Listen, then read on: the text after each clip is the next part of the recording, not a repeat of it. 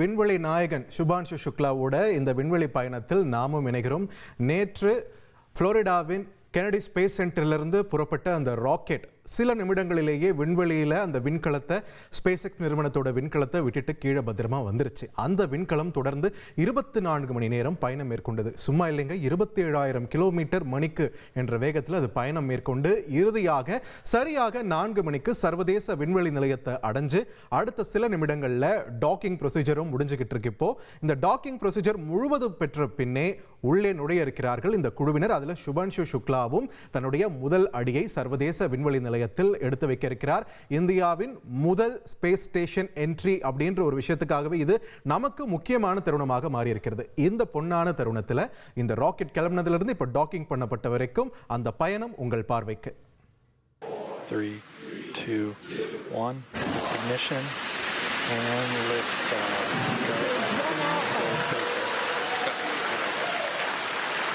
For 3 nations, a new chapter in space takes flight. Godspeed, AX4.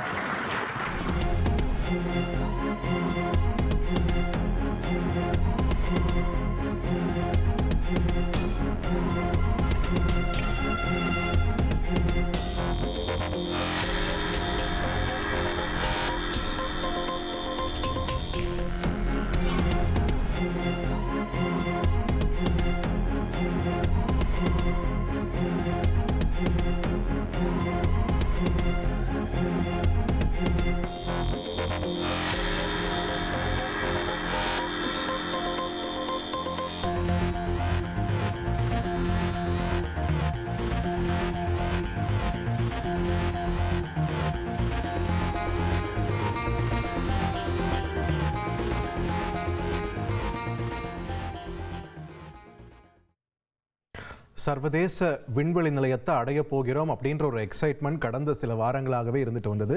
இப்போ மிக மிக நெருக்கத்தில் இருக்கிறோம். ஆல்மோஸ்ட் இணைந்து விட்டது, 2 களமும் இணைந்து விட்டது அப்படின்ற பட்சத்தில் சில புரோட்டோகால் விதிமுறைகள் அங்கே பின்பற்றப்பட்டு வருகின்றன. நிறைய பரிசோதனைகள் செய்வதற்கு காத்து கொண்டிருக்கக்கூடிய நிலையில் இந்த 2 களங்களிலும் இந்த காற்று அழுத்தம் உள்ளிட்டவைகள் சரியாக இருக்கிறதா அப்படின்ற ஒரு செக் எல்லாமே போயிட்டு இருக்கும். இது சரியாக சமன்படுத்தப்பட்ட பிறகுதான் கதவுகள் திறக்கப்பட இருக்கின்றன. கதவுகள் திறக்கப்பட்ட உடனே உள்ள இருக்கக்கூடிய குழுவினர் இந்த 4 பேருமே உள்ள நுழைய இருக்காங்க. குறிப்பாக இந்தியாவின் விண்வெளி நாயகன் சுபான்ஷு சுக்லாவும் தன்னுடைய முதல் அடியை சர்வதேச விண்வெளி நிலையத்தில் இறக்கி வைக்க இருக்கிறார். அவருடைய தோளில் மூவர்ண கொடி மட்டுமல்ல, 146 கோடி இந்தியர்களுடைய ஒரு எதிர்பார்ப்பும் நம்பிக்கையும் சுமந்து கொண்டு செல்கிறார். அடுத்த 2 வாரங்களுக்கு 14 நாட்களுக்கு சுபான்ஷு சுக்லாவுடைய இந்த சர்வதேச விண்வெளி பயணத்தினுடனான பயணம் இருக்கு இல்லையா, அந்த பயணம் இந்திய விண்வெளித்துறையின் அடுத்த கட்ட பாய்ச்சலுக்கு முக்கிய அடியாக இருக்கிறது. அந்த வகையில் ஒரு 60 ஆய்வுகள் இஸ்ரோ தரப்புல இருந்து மேற்கொள்ளப்பட இருக்கிறது. இதெல்லாம் சுபான்ஷு சுக்லா மூலமாக தான் நம்ம நடத்த இருக்கிறோம். நிறைய எக்ஸ்பெக்டேஷன்ஸ் இருந்துகிட்டே இருக்கு இந்த திட்டத்தை பொறுத்த வரைக்கும். அதுல என்னென்ன சாத்தியக்கூறுகள் இருக்கின்றன, என்னென்ன ரிசல்ட்ஸ் நமக்கு கிடைக்க வர இருக்கிறது அப்படின்றதெல்லாம் நம்ம வரும் நாட்களில் ஒவ்வொன்றாக பார்க்க இருக்கிறோம். இந்த நிலையில் நம்முடைய தமிழ்நாடு அறிவியல் இயக்கத்தின் ஜெயமுருகன் இணைகிறார். அவருடன் பேசலாம். ஜெயமுருகன், இப்போ இந்த 14 நாட்கள் அப்படின்ற இந்த விண்வெளி பயணம் இந்திய விண்வெளித்துறைக்கு ஏன் முக்கியத்துவம் பெறுகிறது அப்படின்ற ஒரு கேள்விதான் தொடர்ந்து எழுப்பிட்டு வராங்க. இது உங்களுடைய பார்வை என்ன? அதாவது நமக்கென்று ஒரு தொலைநோக்கு திட்டங்கள் இருக்கு. இப்போ 2047 சுதந்திரம் அடைந்து ஒரு 100 ஆண்டுகளுக்குள்ளார நாம் ஒரு இந்தியரை நிலவில் காலடி பதிக்க வைக்க வேண்டும், விண்வெளியில் கால் தடத்தை ஆழ்ந்து ஊன்ற வேண்டும் அப்படிங்கிற ஒரு கனவெல்லாம் நமக்கு இருக்கிறது. உலகின் அதிக மக்கள் தொகை கொண்ட ஒரு நாடு, அதிக பன்முகத்தன்மை கலாச்சாரம் நிறைந்த ஒரு நாடு, நாம் அறிவியல் மற்றும் தொழில்நுட்பத்தில் மிக வேகமாக வளர்ந்து வரக்கூடிய ஒரு நாடு, பொருளாதாரத்தில் முன்னேறி கொண்டிருக்கக்கூடிய ஒரு நாடு, இப்படியான பல சாதனைகளை நிகழ்த்தி கொண்டிருக்கும் பொழுது இந்த விண்வெளி ஆராய்ச்சி என்பது மிக மிக முக்கியமான ஒன்றாக அமைகிறது. அந்த அடிப்படையில் வரிசையாக நமது இந்திய விண்வெளி ஆராய்ச்சி நிறுவனம் நிறைய திட்டங்களை கையில் வைத்துட்டு இருக்கிறது. அதுல ஒன்றுதான் ககன்யான், அதுபோல சமுத்திரயான், அதுபோல சந்திரயான் 4, இந்த மாதிரியான ஏராளமான திட்டங்கள் வரிசைப்படுத்தி கொண்டிருக்கின்றன. இதற்கெல்லாம் ஒரு முத்தாய்ப்பாகத்தான் நாம் நேரடியாக இந்த விண்வெளி வீரர்களை விண்வெளிக்கு அனுப்பி அங்க இருக்கக்கூடிய சூழல்களுக்கு தகுந்தாற் போல அவர்களை பரிச்சயமாக்குவது, அதற்கான அனுபவங்களை அவங்களுக்கு கொடுக்க வேண்டும் என்பது மிக மிக முக்கியமான ஒன்றாக பார்க்கப்படுகிறது. ஏனென்றால் நாம் நாம் செய்யக்கூடிய ஆய்வுகள் அனைத்தையுமே வந்து பொருளாதாரத்தோட மிகவும் நெருக்கமாக சம்பந்தப்பட்டிருக்கு. நாம் அடுத்த நாடுகளை சார்ந்து இருக்கும் பொழுது நம்மால் வந்து அதிக பொருட்செலவோடு இந்த ஆய்வுகள் எல்லாம் செய்ய முடியாது.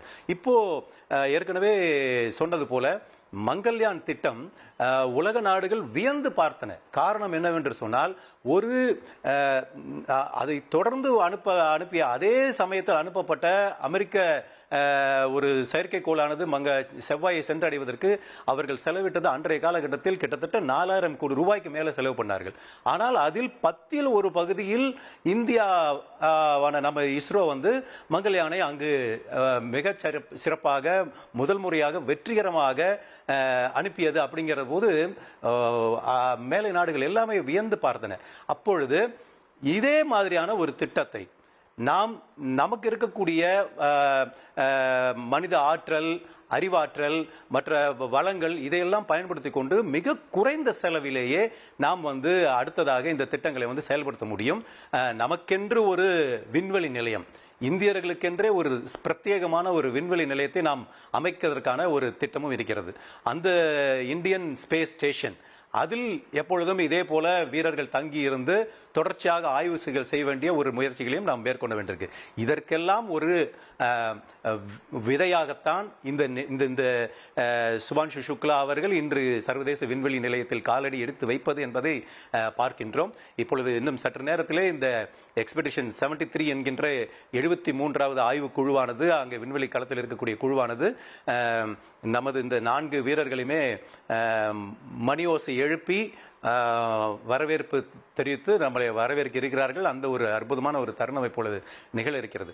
அதுமில்ல, இந்த ஒரு ஸ்பேஸ் ஸ்டேஷன்ல போயிட்டு நம்ம அந்த ஒரு மைக்ரோ கிராவிட்டி அந்த ஒரு சூழல்ல இப்போ ஏராளமான கிட்டத்தட்ட பார்த்தீங்கன்னா ஸ்பேஸ் ஸ்டேஷன்ல வந்து ஒரு 20க்கும் மேற்பட்ட மாடியூல்ஸ் அப்படின்னு ஒன்று இருக்கு, அறைகள் இருக்கு. இப்போ நம்ம ஒரு 10க்கு 10 அறை அப்படின்னா ஒரு ரூம்னா நமக்கு தெரியும் இல்லைங்களா? அந்த மாதிரி 10க்கு 10 போன்ற நிறைய அறைகள், குட்டி குட்டியான அறைகள் வந்து இருக்குது. அதையெல்லாம் ஒருங்கிணைச்சிருக்கிறாங்க. அப்படி பல்வேறு அறைகளில் கொலம்பஸ் அப்படின்ற ஒரு அறைகள்லாம் இருக்குது. அதுலெல்லாம் வந்து நிறைய ஆய்வு செய்வாங்க. இப்போ ஏராளமான ஆய்வுகள் பல நாடுகளை சேர்ந்தவர்கள் செய்து கொண்டிருக்கிறார்கள்.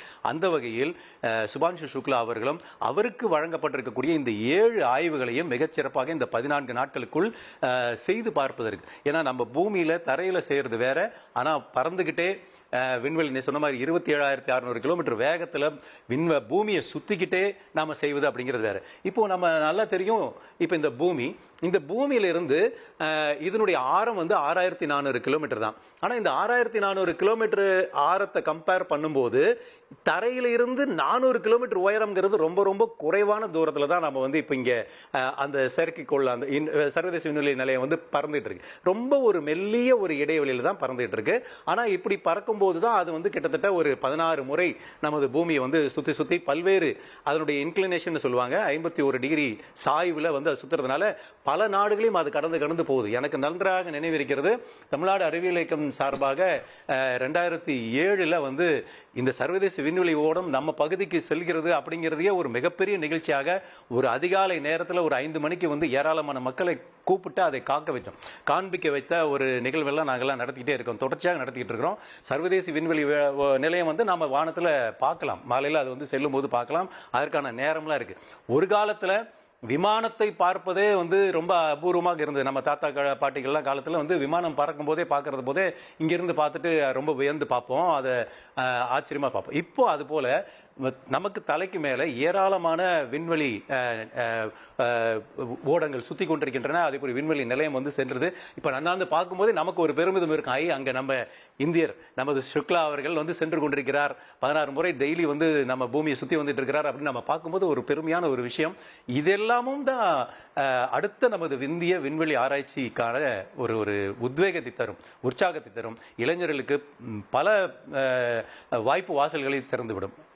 ரொம்ப அழகாக சொன்னீங்க ஜெயமுருகன். அந்த காலத்தில் பாட்டி நிலாவில் வடை சுட்டுட்டு இருக்காங்கன்னு காட்டி குழந்தைக்கு சாப்பாடு ஊட்டின காலம் போயாச்சு. இங்கே மேலே பாரு விண்வெளி நிலையத்தில் ஒரு இந்தியர் இருக்காரு, அந்த மாமா கிட்ட பேசலாமா அப்படின்னு குழந்தைங்களுக்கு சொல்கிற காலம் இப்போ வந்திருக்கு. அந்த அளவுக்கு விண்வெளித்துறையில் நம்ம ஒரு மிகப்பெரிய ஒரு அடுத்தடுத்த அடிகளை எடுத்து வச்சு போயிட்டே இருக்கோம்.